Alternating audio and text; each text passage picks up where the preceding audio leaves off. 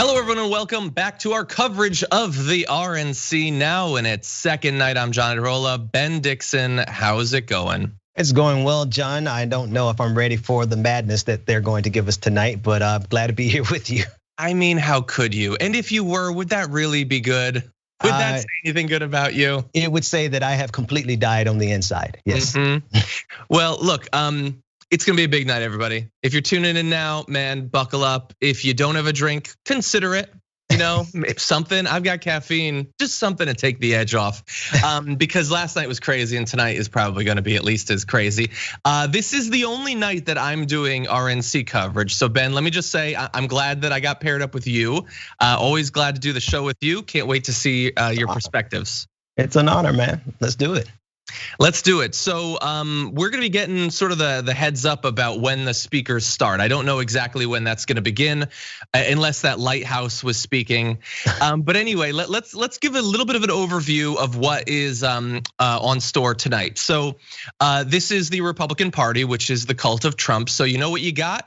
You got Trumps, even like the B and C grade Trumps. So we're gonna get Melania, sure, but we're also gonna get Eric Trump, the lesser son, and Tiffany Trump as well, apparently back on speaking terms with the family. So 3 separate Trumps are gonna be speaking.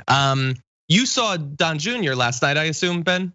Yeah, I saw him in his line of substance.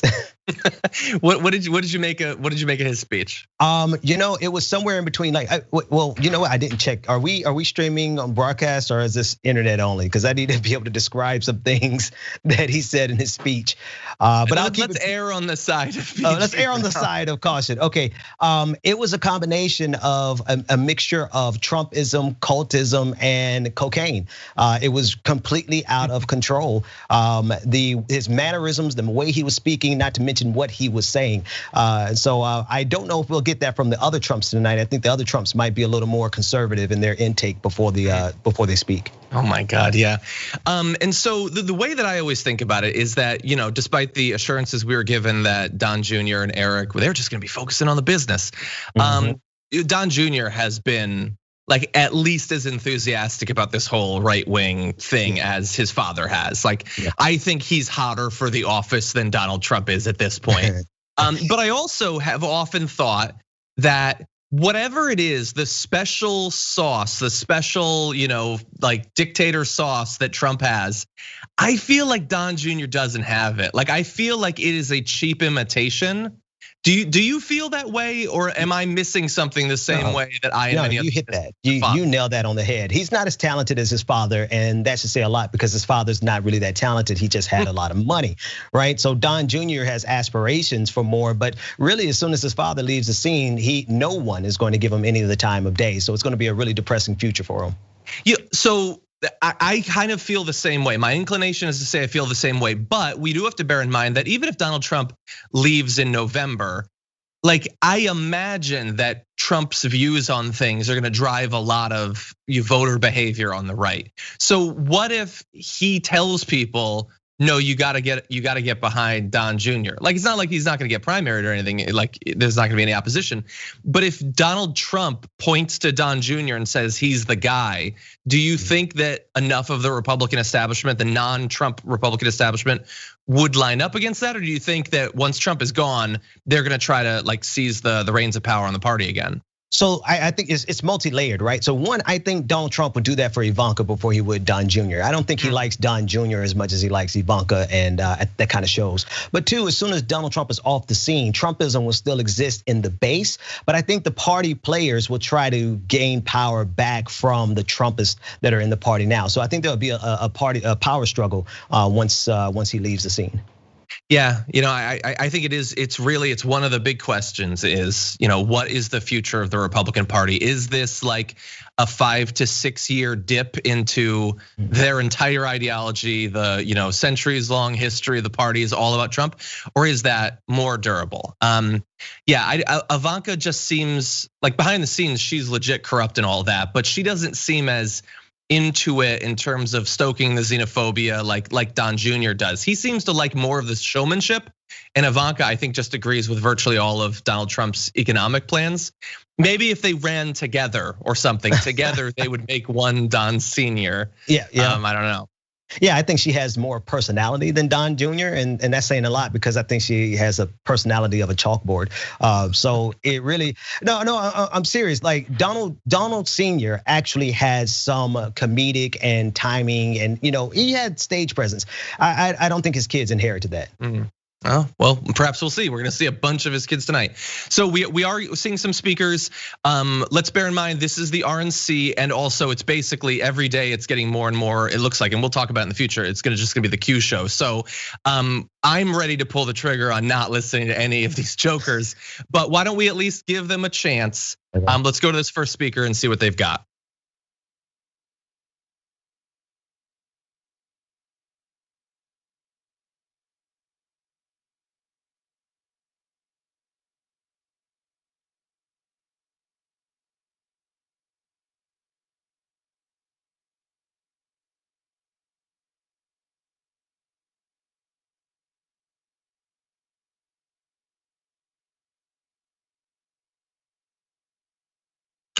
Okay, apparently they didn't have much. No, I'm kidding. We're having some kind of technical problem, obviously, with the audio.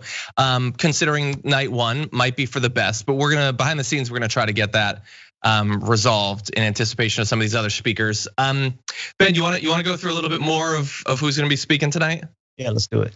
Okay, so we've got Nicholas Sandmann. Are you familiar with Nicholas Sandmann? The last name sounds familiar, but no, I'm not. I don't. So he's the young conservative who sued CNN and MSNBC. Yes. Yeah. So he is speaking. I thought that was a joke. So he is on the roster. No, it is a joke, but he's speaking.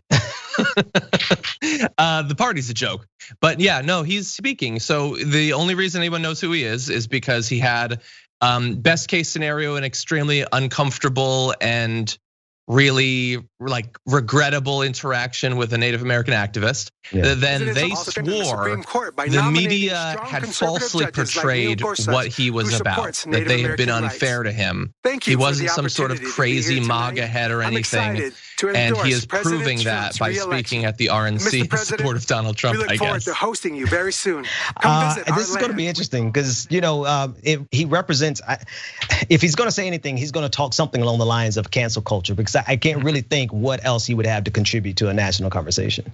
Yeah, I guess. I mean, I guess they would point to him as one of the examples of that. Of course, he did try to sue into destruction to media outlets, so there's a little bit of cancel culture there too. But obviously, they're not gonna notice that hypocrisy. It just, man, I can't wait. Like, I wish I could fast forward and see in 5 years if he's like running as a Republican congressman or if he's got a like right-wing YouTube channel. Like, he is going to launch into this thing by saying that he was unfairly like tarred basically by the media. And then he is going to do everything he possibly can to prove the media right with his chasing after a right wing sort of like pundit career or something like that. But we'll see. A lot of these names, I'm gonna be completely honest, I'm not that familiar with.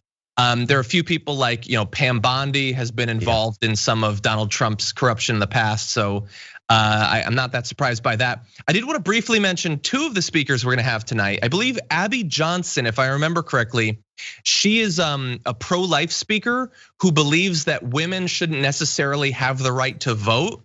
So that's gonna be an exciting outreach to conservative. I'm not even kidding. Like, she tweets about how the head of the household should vote, not like everyone else. It should just be like presumably the man that's in charge. But okay, so we're hearing that we might actually have audio, so let's check in with the speakers. And ever since that day, I got up off that floor and my life went in a 180-degree turn in the other direction. When John got that sentence, I just shook my head and said, wow, John, you are destined for bigger things than prison. My name is Richard Beasley. I was an FBI special agent for about 25 and a half years. It was something about his demeanor when he walked into that room. I had this feeling like everything's gonna be okay. Then when he got out, he gave me a call and said, hey, let's. So I met him at McDonald's. And he said, I've seen that before where guys have used a Bible as a prop. It took me about 30 seconds to understand that this was not a prop with John. He was a changed guy. from the man arrested, several years before. When I saw the way that he treated me fairly, I saw the man behind the suit. I started thinking. Okay, so obviously we're having a little bit of issues with the audio and video. I like to imagine that it's not on our end. That's just, the slapdash manner of the RNC this year, but we don't know for sure. What I believe this is I know that there's gonna be a couple of instances of them talking about like rehabilitated criminals. It's an interesting strategy for them considering the rest of what they have to say about the criminal justice system and the fact that it doesn't need any reform or anything like that. I don't know the specific details of this individual. Ben, are you familiar with it at all? No, not with this particular case, but you can see what they're trying to do. One of the things that the Republican Party is definitely interested in doing is casting light on their version of criminal justice reform and their version of what's acceptable in terms of like blackness and rehabilitating this reformed person, and bring them back into the culture, those type of things. And so, like, I'm not knocking the individual who made it out of prison and whatnot, but definitely it's a concerted effort by the Republicans to cast that type of narrative. Yeah, and I'm assuming the goal is a pragmatic one of, we want to make sure that we get a couple percentage points of the vote from various communities. So we're gonna talk about this thing, even though simultaneously, I mean, like look at their reaction to the most recent shooting or any of like the protests. There's no give 1% on any sort of reform outside of the one that Donald Trump teamed up with Kim Kardashian on. Like they believe that, that was good. We found the one crack in the system, we patched it, now we're good. We don't need to worry about anything else. Right. And it seems odd to me to focus on, look, there have been these prisoners that were rehabilitated, which is like the entire point of what leftist critics of our prison system are saying, that we need to fundamentally change the way we approach incarceration and focus more on a system of rehabilitation like in many European countries, rather than just lock them up, throw away the key and all of that. And they're also making the case that these people, even if they've been rehabilitated, shouldn't be allowed to vote. I mean, look at what DeSantis is doing in Florida and the strike back against Bernie Sanders, advocating for prisoners to continue to have the right to vote. It's a very weird, jumbled messaging around this issue. Yeah, I think you nailed it, right? They found one sliver, one lane that they're comfortable with, saying, okay, this is our version of criminal justice reform, because this version of criminal justice reform does not challenge or threaten any of their power structure, right? So anything that would be a challenge to their power structure, they oppose vehemently. And so that's where we find ourselves. Yeah, and they don't seem to be making any explicit appeals to, like, for instance, like if you're running or trying to expand private prisons, I guess that they already know that they have the support of those individuals, and hypothetically that's one area where perhaps under a new administration there could be some sort of reform. But yeah, there's a lot of cases where, like, we're watching the RNC and we pay. What percentile are we in paying attention to politics? Like the top 5%, something like that, probably. Absolutely. You can tell in the damage to our physical and mental well-being. So for a regular person who's tuning in, this is just the first of several instances perhaps we'll talk about where I don't know how you're supposed to make heads or tails of what their position is. That they want to pretend that, for instance, Donald Trump took decisive leadership in dealing with COVID. That was sort of yesterday, even though if you are a conservative, you know what Trump was telling you. He was telling you not to worry about it. It's not gonna be serious. We don't need to lock down. And I'm not just saying like, hey, could you remember that he said that? They liked it at the time. They wanted him to say those things. Right. And so it's a weird rewriting of it. And now we have that too with criminal justice. I don't know what other topics they're gonna hit on tonight, but like for instance, even related to it with Joe Biden, they rightly want to attack him, for instance, for his vote for the crime bill, and obviously his, he was a big part of getting that passed. But then they also want to pitch him as like Antifa Joe, that he's out there wanting to take away every last cent that the police have. So again, if you're watching this and you aren't in the top 5 percentile of watching politics, what opinion of Joe Biden do you come away with? Or is it just one where you're confused and maybe they think that benefits them? No, I think you're right there. If low information voters are watching this, then they're going to pick up whatever narrative is successfully woven throughout the night. But anyone with a little bit of attention, anyone who's paid any amount of attention over the years, or can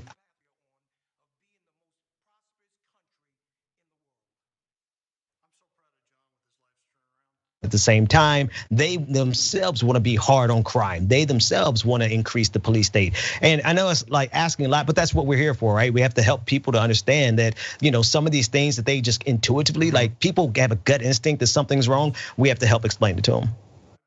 Yeah, and I don't know about you. I don't have a ton of people that I talk to on a regular basis that are like extreme Trump fans or anything like that. I have people generally on Facebook that I know. I saw a comment from one saying that the first night of the RNC, their logic was a nice counterpoint to the emotion of the DNC last week. Come on, man. And I just want to like, look, it's cool. If you want to have a death cult of personality, go ahead and have one. I just hate when they try to then describe it as logical or rational in some sense. Like for instance, so they're gonna show you these reformed prisoners. They're gonna have these instances of generally black and brown individuals that have been reformed, and they're gonna say, look, this is supposed to be proof of something to do with us in criminal justice reform. Okay, but I heard the McCloskeys yesterday. That reformed prisoner, can he move in your neighborhood? You're gonna freak out if he moves into your neighborhood. Like, come on, give me some logic. You say that he's reformed. Do you want him to be able to vote? Do you want him to live near you? Do you want to employ him? How far does your willingness to pat yourself on the back for supporting this actually go? And I doubt it goes very far. Yeah. I love you're framing it perfectly, right? And what we're finding out is honestly, anything that they could simply say, this is logic. That's all that matters. No matter how illogical it is, no matter how counterfactual it is, as long as they say, hey, this is logic, and we made a good, robust argument. That's the entire nature of Ben Shapiro. Exactly, yeah. That's one of the most frustrating things. Look, Ben Shapiro is seemingly good at doing a good job for himself as a young conservative of launching, a Bill O'Reilly type career when he's really young. And certainly he's benefited from the fact that billionaires have spent literally millions of dollars advertising for him online. But it's the thing that he gives these crazy emotional screeds about groups in society that he's afraid of and doesn't understand and all of that, and then labels it as logic. Right. And he's gonna do that. But when the New York Times is labeling him as some sort of intellectual gladiator and things like that, that's what's so frustrating. If they are giving emotional white identity based appeals for politics, they're gonna do that. We're not gonna stop them, but we can identify it when they're doing that. We don't have to pretend that this is, the rebirth of Socrates or something like that, because I have a feeling based on my viewing of his reading of the lyrics from WAP that's not really the direction he's coming from in terms of his political analysis. Those are the facts, right? But I think there's a concerted effort, right? I think a lot of money has been put into giving the facade and the veneer that conservatism is intellectual and that it is logic based. Like you said, a lot of money has been poured into that. And if you really just slow down and think that, Jordan Peterson and Ben Shapiro are supposed to be the most logical faces in the conservative movement, then that should let you know how there's really a dearth in that movement. But we're gonna see a lot of this tonight. We're gonna see a lot of pontificating, a lot of grandstanding, and then it won't have any logical consistencies, but tomorrow everyone will say how great and how logical it was. Yeah, I mean, I'm looking at the list, and that the headliner is Melania Trump. I mean, obviously we think that's funny for a number of reasons, but I get it. She's the first lady. She's gonna speak. They basically always do. Nothing wrong with that. And even look, as much as I joke about his family speaking, family members do give speeches. That happens, not all the time, but it does happen. It's weird when you have this many, when you're going that deep into the roster, but it happens. But then so what else do they have? Mike Pompeo is apparently going to violate the Hatch Act to give a speech tonight. We've got that. They've got Rand Paul, a guy who, how much did he despise Donald Trump and warn against him back in 2016? But at least he's a senator. I mean, they got a senator. I'm amazed. I wonder if Ted Cruz is going to speak, right? If Rand Paul can bring himself to speak, Ted Cruz may be able to bring himself to speak, seeing as Donald Trump insulted him, his wife, and his father. Yeah, I would guess that he is going to. He seems pretty fully behind this thing. And by the way, to the question of the future of the Republican Party that we were talking about earlier, 2 years after Trump is gone, he's gonna be saying that he stood up to him if the party moves away from it. But for right now, he is 100% behind him. Yeah. So to give you a little update on the tech situation, I'm getting an update right now. Okay, we are looking for an alternative stream that is not as choppy. Apparently that's on the side of the stream. While they're keying that in, let me just read a few of these super chats that we've been getting from the people that are watching the stream right now. Matt Joseph from California said, just a few bucks in the tip cup, you are appreciated. Thank you, Matt Joseph, I appreciate that. Dr. Dennis Business says, just a few bucks, you are appreciated. Man, feel super appreciated tonight. Let's see. Responding to the tech troubles, Robeson says, well, John clearly drew the TYT anchor short straw. No, we're gonna get it resolved. And it would have been the same if Cenk was here. Nora Novoa said, I appreciate the suits, nice touch. And it looks like we have, thank you for that. It looks like we have Rand Paul. Okay, let's see how fully he gets behind the big guy. Trump, because he believes, as I do, that a strong America cannot fight endless wars. We must not continue to leave our blood and treasure in Middle East quagmires. I flew with him to Dover Air Force Base to honor 2 soldiers whose remains were coming home from Afghanistan. I'll never forget that evening. I can tell you the president not only felt the pain of these families, but that the president is committed to ending this war. President Trump is the first president in a generation to seek to end war rather than start one. He intends to end the war in Afghanistan. He is bringing our men and women home. Madison once wrote, no nation can preserve its freedom in the midst of continuous warfare. I'm proud to finally see a president who agrees with that. Compare President Trump with the disastrous record of Joe Biden, who has consistently called for more war. Joe Biden voted for the Iraq War, which President Trump has long called the worst geopolitical mistake of our generation. I fear Biden will choose war again. He supported the war in Serbia, Syria, Libya. Joe Biden will continue to spill our blood and treasure. President Trump will bring our heroes home. If you hate war like I hate war, if you want us to quit sending $50 billion every year to Afghanistan to build their roads and bridges instead of building them here at home, you need to support President Trump for another term. So to our soldiers and their families, join me in supporting President Trump. To those of you who want lower taxes and better, less expensive health care, join me in supporting President Trump. To those of you who want to stand up and fight the socialists poisoning our schools and burning our cities, join me in supporting President Trump. Let's rebuild America together.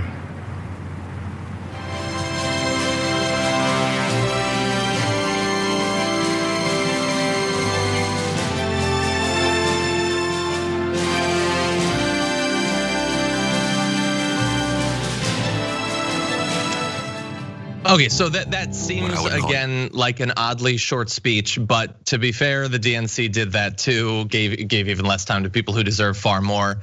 What's your immediate reaction to some of what we heard from Rand Paul? That Rand Paul is one of the most prolific liars on the face of the planet. That he has no problem spinning half truths. There is not a war that Donald Trump has brought us out of, or has even seriously considered bringing us out of. He has rhetoric, but he has no actions to back it up. Donald Trump doesn't get a consolation prize for not accidentally taking us into wars when he got us on the precipice, on the edge of so many disasters since he's been in office. But that doesn't stop Rand Paul from spinning these lies. 100%. I mean, look, some of this is just so easy to, and I understand, as I always acknowledge, pointing out hypocrisy in modern day politics is irrelevant because they have no shame and they don't care. Right. In January of this year, Rand Paul said, I think President Trump has been very consistent saying he doesn't want perpetual war, but I have pushed back and I've said, if you keep sending more troops, you will have perpetual war. So in January, he was saying, yeah, he says he doesn't want it, but he keeps sending troops there. Now, all of a sudden, a couple months from the election, he's pulling all of our troops back, even though he's not. To be fair, Rand Paul earlier this year, in the before times when Trump was this close to starting a war with Iran, warned Trump against doing that. But Rand Paul knows how badly Trump wants to attack Iran. Right. So to stand there and pretend that he's against war, I get it strategically, and we'll talk a little bit about that. But also, Rand Paul knows that Donald Trump supported the war in Iraq. He didn't have to ever cast a vote on it, but he definitely supported it. He was very clear at the time. And Rand Paul knows that. He is such a, as you said, a prolific liar. Somebody in the chat room said Rand Paul's neighbor 2020. Hear, hear. Hear, hear, yeah. I'd like to see that neighbor strike back. But anyway, yeah, and saying Trump felt the pain of each one of our soldiers who died. Come on, you know who your guy is. You know that he doesn't have a bit of feeling for anyone that's not in his immediate family. Maybe. I don't mean to cut you off, but there was a specific example, and I think it was the special ops soldiers who were killed, or one particular who was killed in Nigeria, I believe. And the wife got on national television and spoke as to how callous Donald Trump was about the death of her husband and the fact that she didn't even have his complete remains with him, and he just didn't care. So I mean, there's just too much evidence to counteract counteract what Rand Paul said. Yeah, and definitely, like the biggest example is Iran. Like Trump wants to take us to war with Iran. There's a good chance it'll happen if he gets reelected. Yeah, I don't remember the exact instance. I think it was one of our soldiers that died in Operation Africa. He ended up publicly feuding with the widow after his call went sour. That's and the Floyd family said that Trump like made it worse. And we've seen like him going to the hospitals and posing with thumbs up and things like that. He can't even pretend to have empathy. He doesn't understand it well enough. But all of that said, Rand Paul, massive liar. Rand Paul's neighbor 2020 and forever. But they are now, this is 2 nights of we're the party that's gonna end the wars. It's not true, it's a massive lie, and we're in most of these wars because of them, but they're focusing on it, and the Democrats did far less of that with their time last week. And they did not make it a priority, perhaps because it's not one of their priorities necessarily. Yeah, well, it's not the priority of the establishment in general, right? That's why neither Barack Obama nor Donald Trump was able to pull us out of Afghanistan successfully. Like there's a consensus that they don't want to admit to, but the Republicans are better at weaponizing that consensus against the Democrats. And I think it really is going to be impactful. Like we know that it's lies, but if you look at the latest polling on independent numbers, Donald Trump is actually ahead on independents, and so I think this message might actually be resonating. Yeah. I think the CBS News poll, I think it was, he was up by a significant point, more than 10 points among independents. Now, I've seen other polls that showed Biden up with independents, but more recently, I don't know. And they're going to pay attention to what you say in your convention. And at the end of the day, the answer to every issue that we face is not necessarily just Joe Biden's a nicer guy, he gives more authentic hugs. Like at a certain point, you need more. And I understand, like in the pandemic, perhaps the American presence in Iraq isn't foremost on people's minds, but it is a major issue. And to just forget that all of that is going on for the most part seems to me like a massive mistake. Well, and also actually, I think I appreciate the way you just framed that, right? Because truth be told, we have our own war going on here with COVID-19 and 170,000 deaths. And so I think the Republicans have like home court advantage. They're the last up, their convention is last, and that's going to be the last word on it. But I think as soon as we move away from the convention and all the anti-war talk goes away, you're going to see the reality set back in that we're waging a war against COVID-19 and Donald Trump is losing it. Exactly, yeah. Okay, let's check in and see what's going on with the speakers. From all over northern Wisconsin helped haul them to other farms where they stayed until we could rebuild. By the end of 2018, we had a new state-of-the-art robotic milking facility that allows our cows to milk themselves 3 times a day. At about the same time, President Trump's economic boon began helping dairy farmers across the nation. As a businessman, President Trump understands that farming is a complicated, capital-intensive, and risky business. More than any president in my lifetime, he has acknowledged the importance of farmers and agriculture. That support and focus on negotiating new trade deals gave us the confidence to rebuild our barn and dairy operation. Business was booming again, and business boomed right until the COVID-19 shutdown in March. Many people probably don't realize that our country is one of the few in the world that produces nearly all of its own food. Fewer still understand how close our food production and distribution system came to collapsing this past spring. But President Trump understood and again took steps to provide the supports we needed. President Trump took the necessary action knowing that agriculture is our backbone and strength, critical to our national security. Our entire economy and dairy farming are once again roaring back. One person deserves the credit and our vote: President Donald J. Trump.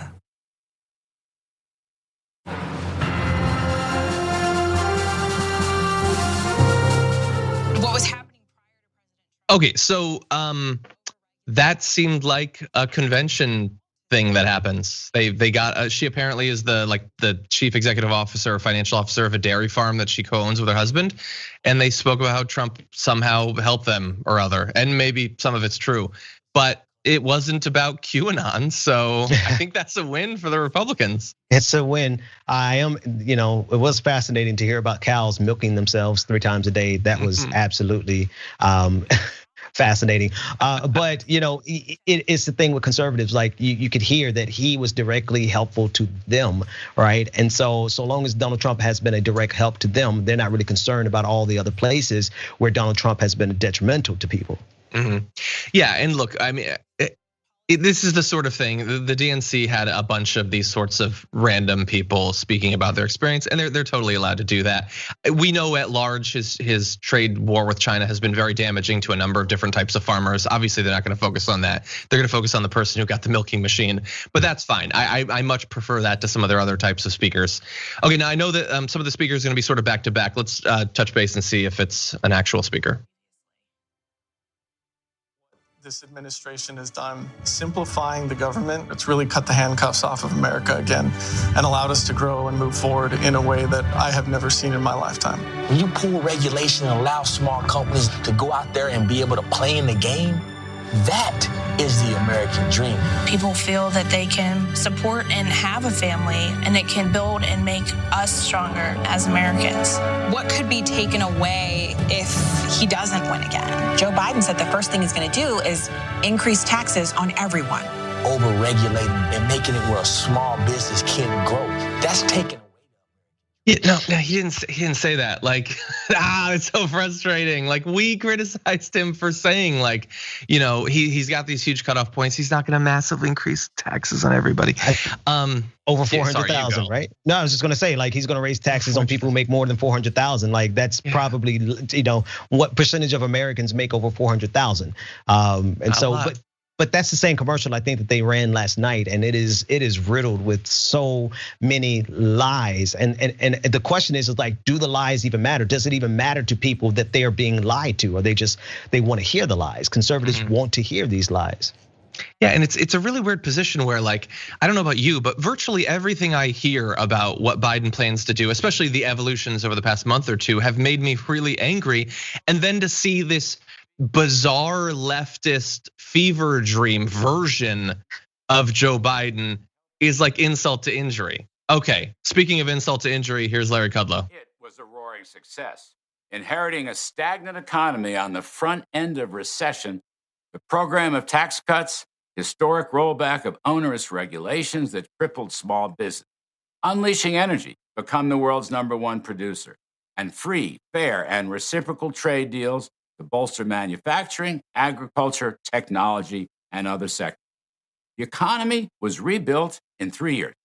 Unemployment fell to the lowest rate of 3.5%. Blue collars, African Americans, Hispanics, women, all groups benefited enormously.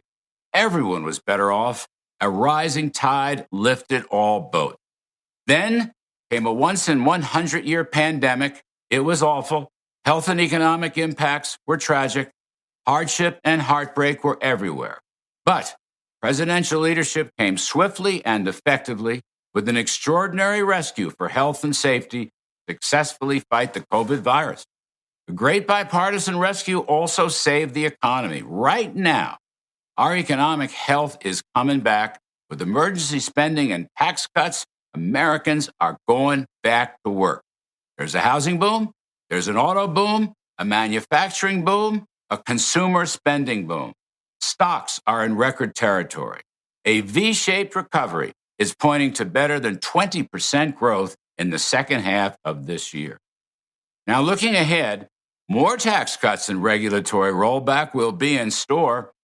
Payroll tax cuts for higher wages, income tax cuts for the middle class, capital gains tax cuts for investment, productivity, and jobs. Much more regulatory relief for small businesses. In economic terms, folks, this is no time for a $4 trillion tax hike. Coming out of the deep pandemic, who in their right mind would pick the pockets of taxpayers and drain money from their wallets and purses? Look, our economic choice is very clear. Do you want economic health, prosperity, opportunity, and optimism? Or do you want to turn back to the dark days of stagnation, recession, and pessimism? I believe there can't be better economic policies than we've had in recent years. So I say, stay with it. Thank you.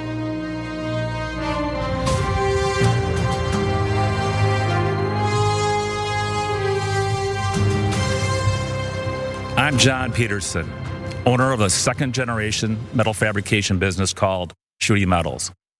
We've been stamping our products and services made in the USA. Okay, I'm sure he makes great metals and everything, but we got to talk about Larry Kudlow. Any thoughts, Ben? I just can't. Listen, John, I know it's kind of futile to point out the lies and to point out the hypocrisy, but at some point, we have to be able to tell that the sky is blue and the grass is green. To say that they recovered the economy, they had a booming economy when they came into the White House.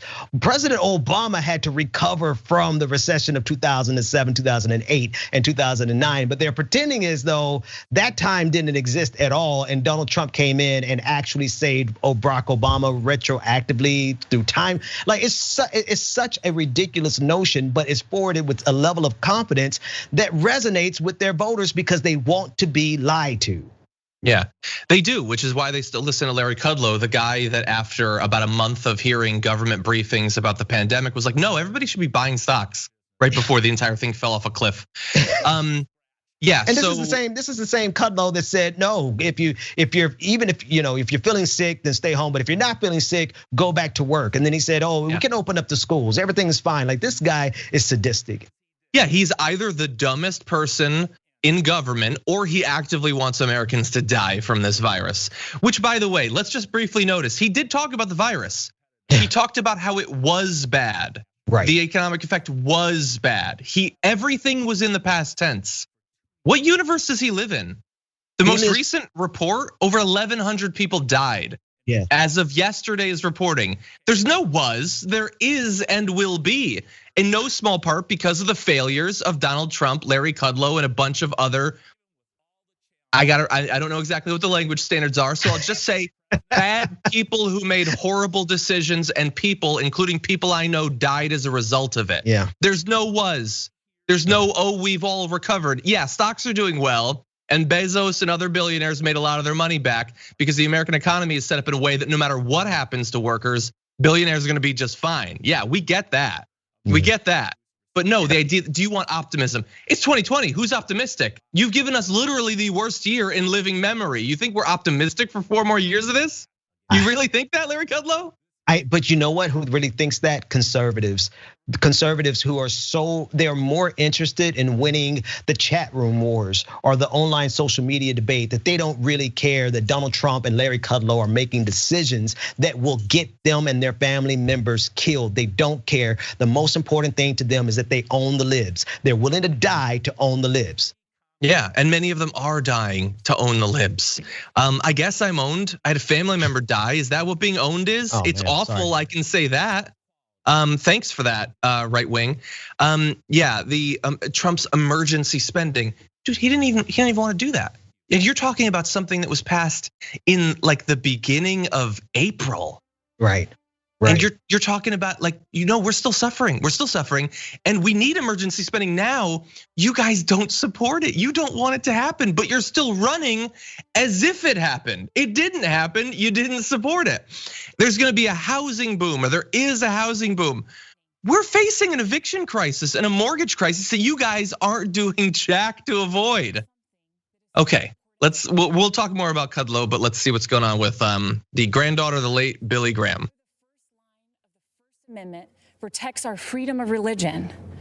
But what we often forget, the actual words are free exercise of religion. That means living out our faith in our daily lives, in our schools, in our jobs, and yes, even in the public square. Our founders did not envision a quiet, hidden faith. They fought to ensure that the voices of faith were always welcomed, not silenced, not bullied. But during the Obama-Biden administration, these freedoms were under attack. Democrats tried to make faith organizations pay for abortion-inducing drugs. Democrats tried to force adoption agencies to violate their deeply held beliefs. Democrats pressured schools to allow boys to compete in girls' sports and use girls' locker rooms. Those are the facts. But then, we, the people, elected Donald Trump. People of faith suddenly had a fierce advocate in the White House. He appointed judges who respect the First Amendment. He supported religious beliefs in court. He ensured religious ministries would not be forced to violate their beliefs. He withdrew the policies that placed our little girls at risk.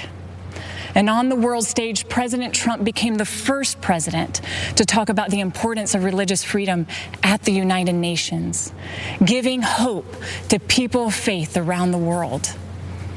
In America, we have not yet experienced physical persecution, even though the left has tried to silence us. Even during the pandemic, we saw how quickly life can change. Some Democratic leaders tried to ban church services while marijuana shops and abortion clinics were declared essential. But you know what truly is essential? Our right to worship freely and live our faith in every aspect of life. The Biden-Harris vision for America leaves no room for people of faith. Whether you're a baker, a florist, or a football coach, they will force the choice between being obedient to God or to Caesar, because the radical left's God is government power. So in the words of my grandfather, Billy Graham, let us stand for political freedom, moral freedom, religious freedom, and the rights of all Americans. And let's never give in to those who would attempt to take it from us. Tonight, I'm proudly standing in that public square, and I hope and pray you will join me in voting to re-elect President Trump. I am Bob Vucelovich, mayor of Eveleth, a small town. Okay, yeah, no, Joe Biden and Kamala Harris are both religious people, obviously, like every single Democrat that's ever been the nominee is. Like, I don't know what world some people live in. I understand that she lives in a crazy religious world and all that, but like she was making the point. I understand. I'm an atheist. I understand not everyone is. Ben, I don't know about your religious position. I know enough though that when she says things like our founders didn't envision a quiet hidden faith, I don't know, maybe that's true about the founders. I know that Matthew said, and when you pray, do not be like the hypocrites, for they love to pray standing in the synagogues and on the street corners to be seen by others. Truly, I tell you, they have received their reward in full. And she did the little tricky thing with God and with Caesar, but the original quote was that you have to give unto both what they, like the two separate worlds, not one over the other, totally pushing the other out. I don't believe that book is anything special, but I know more about it than whoever that was. Yeah. Listen, I'm a Christian, and let me say that this woman is full of stuff. Let me just, because again, we don't know if we're on broadcast radio, but she's full of it, and she can kiss my Christian, all of that. Listen, it's a mass manipulation tool. It has always been one, right? There's two versions, multiple versions, but you either look at Christianity as a tool to bludgeon people who don't agree with your faith, or you look at it as a tool of liberation. I look at it as a tool of liberation, trying to help people be set free no matter where they are in the world. She, along with Donald Trump, along with her father and her grandfather, grandfather, along with Jerry Falwell Jr., and all of his sexual shenanigans, they all view Christianity as a tool to control and to maintain and obtain power. Nothing more, nothing less. So every time they read the Bible, they interpret it as if they are trying to amass power, not as if they're trying to help people. Yeah, and some of the issues. First of all, that Trump is a fierce advocate for people of faith, like he believes any of it. Man, I'm being upfront. I'm an atheist, and I believe way more than Donald Trump. That guy doesn't believe. If he believes in a God, he believes that he is one. That's it. I mean, I believe. Look, 2 Corinthians, right? 2 Corinthians. 2 Corinthians, and the fact that like they asked, like, have you ever asked for forgiveness? And he was like, why? And I'm like, dude, that's the cornerstone of Christianity, is to ask for forgiveness. Donald Trump's like, why? I take the little wine and the little cracker, and then, so that man is not, I mean, I don't care if he's Christian or not, but he certainly doesn't have any knowledge of it. And whatever knowledge he has, he doesn't use it for the betterment of society. He uses it to obtain power. No, he was asked if you're more of like an Old Testament or New Testament guy, and he refused to say because he couldn't figure out enough to actually say, oh yeah, hold on. So I believe this is the woman, if I'm correct, yes, who doesn't believe that women should vote. So let's go and see if, apparently she's giving an extremely graphic pro-life speech. So let's find out about that. Promotion to director of the clinic, I truly believed I was helping women, but things drastically changed in 2009. In April, I was awarded Planned Parenthood's Employee of the Year Award and invited to their annual gala where they present the Margaret Sanger Award, named for their founder. And Margaret Sanger was a racist who believed in eugenics. Her goal when founding Planned Parenthood was to eradicate the minority population. Today, almost 80% of Planned Parenthood abortion facilities are strategically located in minority neighborhoods. And every year, Planned Parenthood celebrates its racist roots by presenting the Margaret Sanger Award. Later in August, my supervisor assigned me a new quota to meet, an abortion quota. I was expected to sell double the abortions performed the previous year. When I pushed back, underscoring Planned Parenthood's public-facing goal of decreasing abortions, I was reprimanded and told abortion is how we make our money.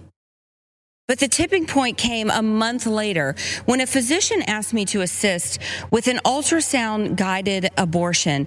Nothing prepared me for what I saw on the screen.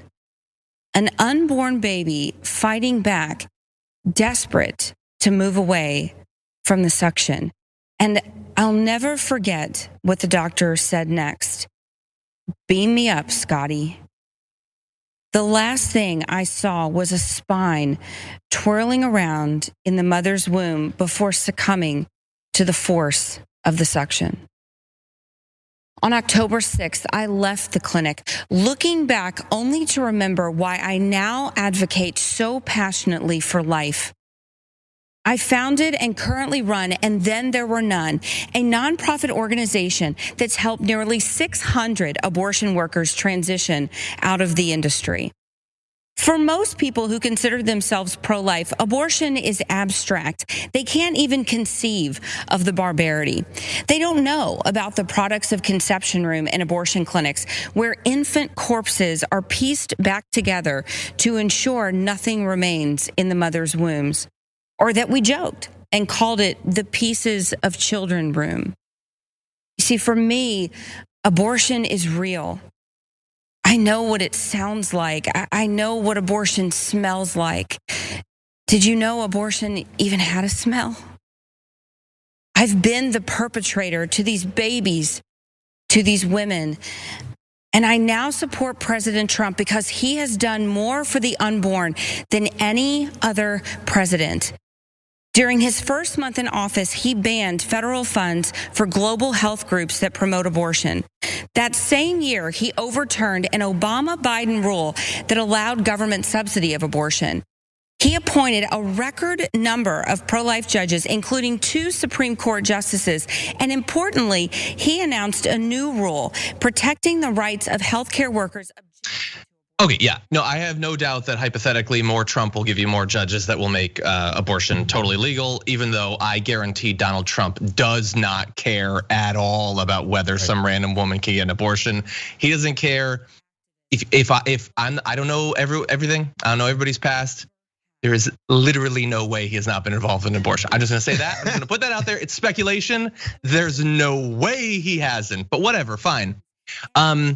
If you think, and this is going out to everybody watching this, if you believe that someone's rights should be dependent on whether their rights produce a smell, then we think about politics very differently.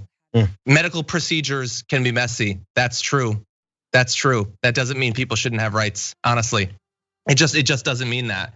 And we got some more stuff about that individual for you to understand a little bit about who they are. But based on what you saw, this sort of segues pretty naturally from the people should be free to choose how they exercise their religion into everyone should have to abide by my view of how this should be done.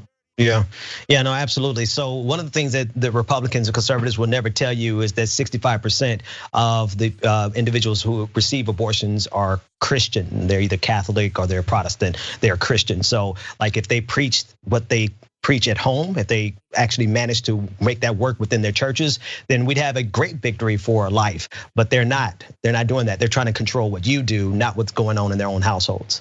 Yeah, can we quickly see? I don't know if they're transitioning into Sandmann. I'm not sure how long that's going to be. Let's hear this. Nicholas tells his story. Good evening, everyone. My name is Nick Sandmann, and I'm the teenager who was defamed by the media after an encounter with a group of protesters on the steps of the Lincoln Memorial last year. Before I begin, I'd like to thank President Trump for the opportunity to share some of my story and why it matters so much to this November's election. In 2019, I attended the March for Life in Washington, D.C., where I demonstrated in defense of the unborn. Later that day, I bought a Make America Great Again hat because our president, Donald Trump, has distinguished himself as one of the most pro-life presidents in the history of our country, and I wanted to express my support for him too. Looking back now, how could I have possibly imagined that the simple act of putting on that red hat would unleash hate from the left and make myself the target of network and cable news networks nationwide? Being from Kentucky, the birthplace of Abraham Lincoln, my classmates and I visited the Lincoln Memorial. I found myself face to face with Nathan Phillips and other professional protesters looking to turn me into the latest poster child showing why Trump is bad. While the media portrayed me as an aggressor with a relentless smirk on my face, in reality, the video confirms I was standing with my hands behind my back and an awkward smile on my face that hid two thoughts. One, don't do anything that might further agitate the man banging a drum in my face.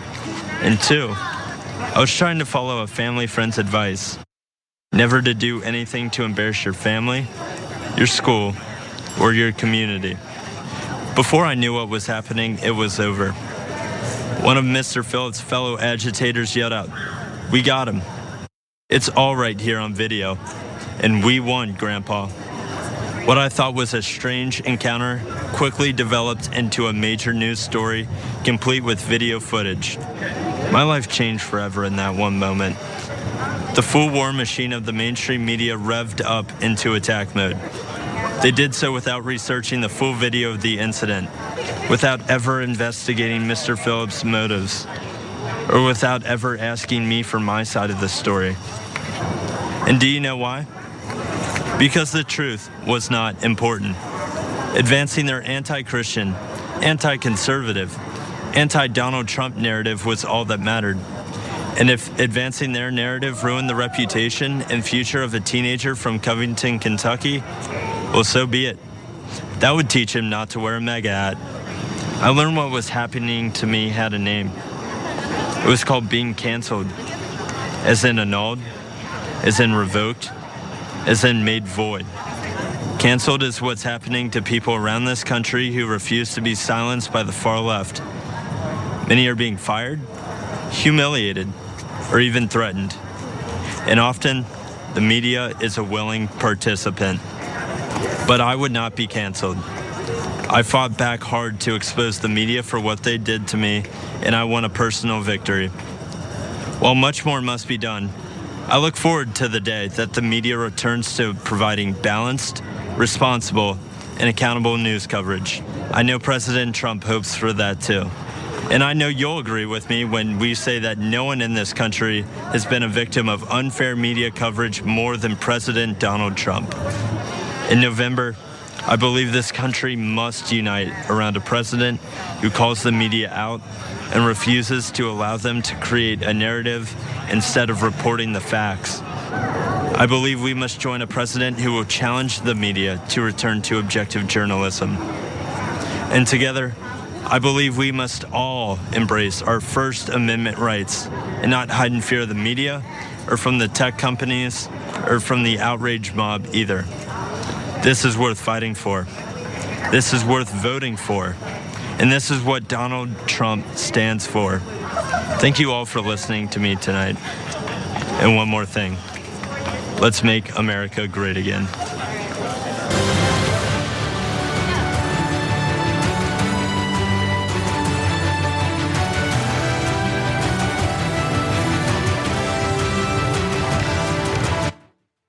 Okay, so we're gonna have to go back to that shortly. Yeah.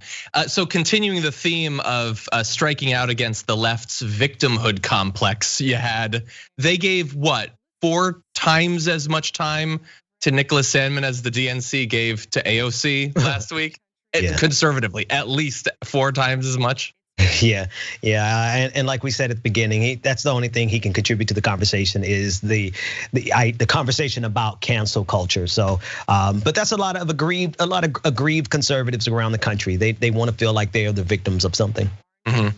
Yeah. So Trump wants balanced, informative media coverage. I learned that. There was a study in 2019, he tweeted directly in response to what he was watching in real time on Fox nearly 700 times. Yeah, and he calls into Sean Hannity seemingly every night. He just wants balanced, informative media coverage. He just wants fair media coverage. I mean, look, we can't have very high expectations for him. Honestly, Nick Sandmann is to some extent the victim in this. A random kid like this shouldn't be taken by these political operatives and then told to give a speech that they had to edit to within like an inch of its life. They weren't cutting between shots every 3 seconds just randomly, but that's not on him. He's a random kid that now all of a sudden his path to, like stardom and notoriety and clout and all that is putting on a hat and smirking again at the camera. He's to some extent the victim. Yes, I understand he's a willing participant, but I don't even think he's of age. And it's just getting to the whole cancel culture thing. That's the significant problem.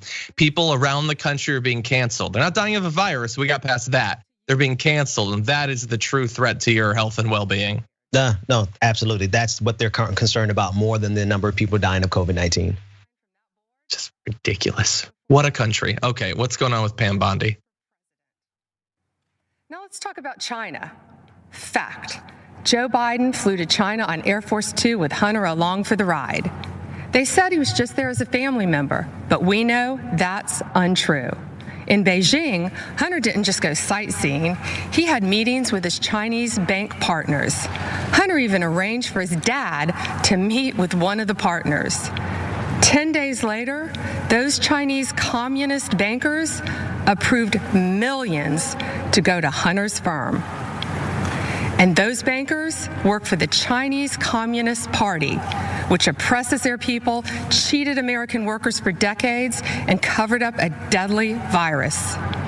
To this day, Hunter controls a 10% stake in that firm. And Joe Biden's done more than look the other way on China. He said, the Chinese aren't our competition. Come on, man, they're not bad folks. Come on, Joe. Talk to the folks in middle America who lost countless jobs to China while your son was getting rich with them. But there's more. Fact. There have been numerous press reports that have shown other close Biden family members benefited from Joe's 47-year political career. Joe Biden was point person on Iraq. The president of a construction firm met with Biden's team in the White House, and then who did they hire to build thousands of houses in Iraq? Joe Biden's close family member, who, you guessed it, had no experience in the industry and no experience in Iraq. A company official bragged that it helps to have a family member, the vice president, as partner. The family member put it more bluntly by saying, there's a line of 747s filled with cash ready to invest. Now let's follow the money down south. Again, as reported in the press, yet another close family member of Joe's set his sights on Costa Rica and Jamaica, where millions of dollars flowed from the Obama-Biden administration in taxpayer-backed loans to projects linked to, yes, that same family member. These aren't isolated incidents. It is a deliberate pattern of conduct. And that's just what he did as vice. Yeah, okay. Okay, so we get where that's going. Hunter Biden, and he got all these business deals and everything. So again, we're trying to decipher like consistent principles of the right. The family members of politicians shouldn't get preferential treatment, involvement in politics that they have no personal experience in, business deals and things like that. Okay, so that's a principle that we can rely on, right, Ben? Yeah, well, ask Postmaster General DeJoy about his skill set, right? His previous experience. Ask any of the Trump kids about any of their achievements in life whatsoever. I mean, obviously, no. The answer is no. I mean, Jared Kushner is in charge of literally everything. Moving back into the studio, Jared Kushner was in charge of that. That dude's got his fingers in everything, and he has no experience. He sort of sold real estate that his father gave to him. That's the only experience. Don Jr. was just speaking last night about American foreign policy. The dude works for his dad's company. And how many trademarks did Ivanka get from the communist Chinese just a couple of years ago? How much investment has Jared Kushner and his family gotten from the UAE and from Saudi Arabia and all of that? Is this really where the road we want to go down? By the way, I would like none of it. Hunter Biden should have never been involved in literally anything. And if we wanted to have some sort of ban on family members being involved in politics, if they don't have any actual experience and don't get there on merit, I would be fine with that. But that is clearly not what they're interested in. We're gonna be hearing from multiple Trump family members literally tonight. I'm assuming Ivanka's speaking tomorrow. Like, this is just such a ridiculous charade that they're against corruption, when every single conservative watching this loves the Trump corruption and wants to see more of it. They worship Don Jr. and they worship Ivanka. They'll tolerate Eric, but they want to see them get paid, honestly. So don't pretend that you care about corruption. You just care about Hunter, kind of, because Rudy Giuliani told you should. Yeah, no. I love the way you're framing that, man, because honestly, it is a charade. It's designed specifically to keep us chasing, to keep the Democratic Party chasing behind its tail, and to keep those of us in media chasing behind it. While they obviously know that they're lying, they obviously know that they're being hypocritical. That's the point. And because they know we're going to get tied up with the hypocrisy, that frees them up to go ahead and continue doing all the corrupt things that they're doing every single day. And there's been so much corruption over the past few years that it's hard for me to even remember exactly. But Pam Bondi has been involved in his corruption. Like, what a ridiculous joke this is. Okay, well, look, if you're actually against corruption, if you want to make sure that politicians and their families aren't benefiting from their connections, okay, let's not just stop at Hunter Biden shouldn't be taking trips to China that result in planes coming back loaded up with cash, as if that's how money is transferred internationally. Okay, no, none of these politicians should be able to own stock individually. They should literally not be able to benefit financially from the knowledge that they have. Do we want to go down that road? Do we want to talk about all the politicians, mostly on the right, but some in the Democratic Party as well, in the run up to this pandemic, that were benefiting financially from it using their connections? Let's get rid of all of that. If there's a swamp, that's definitely a big part of the swamp. So let's ban all of it. But they don't want that. Pam Bondi doesn't want that. She wants to get rich off of this stuff too. No. I mean, if you go down that road, you got to stop through Georgia with Kelly Loeffler, the people who actually made sure they took care of their investments before they took care of their constituents, as it pertains to COVID-19. I mean, the level of swampiness that saturates this Trump administration and all of the conservative movement is to a level of absurdity. But again, they don't care. And I know you know this. I'm just saying this for my own personal health so that I don't snap. I mean, we have to recognize that this is a part of their strategy to lie, to deflect, to do what they're accusing you of doing, projection, all of those things. And then along the way, they are getting away with everything they want to get away with, making themselves even richer than they already were. And they've managed to convince their base to support it too. Like, it's not just that Trump will benefit financially and his family will. If you were to ask Trump voters, do you think it's okay if Ivanka becomes rich using the connections she gets? They want them to get rich. They love it. They're wholly in that. And by the way, I'd forgotten some of the details, and this is hardly the only thing Pam Bondi was involved in. But when there was an investigation about to take place against Trump University, when he defrauded a bunch of the people that looked up to him, they donated $25,000 to her, and she tried to get in the way of it, basically. So again, against corruption. Come on. Okay, well, let's against corruption. Thanks for listening to the full episode of The Young Turks. Support our work, listen ad-free, access members-only bonus content, and more by subscribing to Apple Podcasts at apple.co/TYT. I'm your host, Cenk Uygur, and I'll see you soon.